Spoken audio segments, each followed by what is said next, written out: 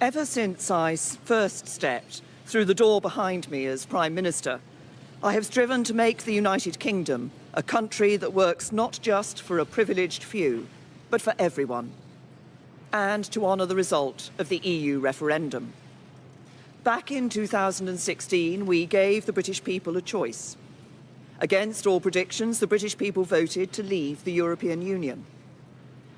I feel as certain today as I did 3 years ago that in a democracy, if you give people a choice, you have a duty to implement what they decide. I have done my best to do that. I negotiated the terms of our exit and a new relationship with our closest neighbours that protects jobs, our security and our union. I have done everything I can to convince MPs to back that deal. Sadly, I have not been able to do so. I tried 3 times.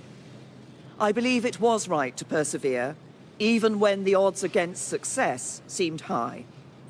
But it is now clear to me that it is in the best interests of the country for a new Prime Minister to lead that effort.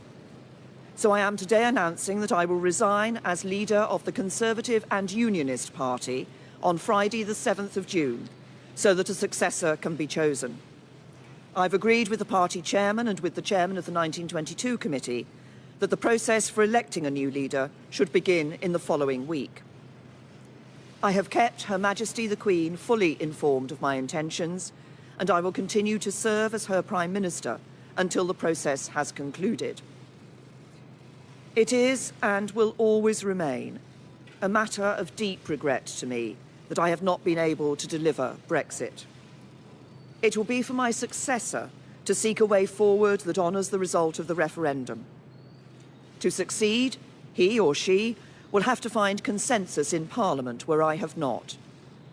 Such a consensus can only be reached if those on all sides of the debate are willing to compromise. For many years, the great humanitarian Sir Nicholas Winton, who saved the lives of hundreds of children by arranging their evacuation from Nazi-occupied Czechoslovakia through the Kinder transport, was my constituent in Maidenhead. At another time of political controversy, a few years before his death, he took me to one side at a local event and gave me a piece of advice. He said, "Never forget that compromise is not a dirty word. Life depends on compromise." He was right. As we strive to find the compromises we need in our politics, whether to deliver Brexit or to restore devolved government in Northern Ireland, we must remember what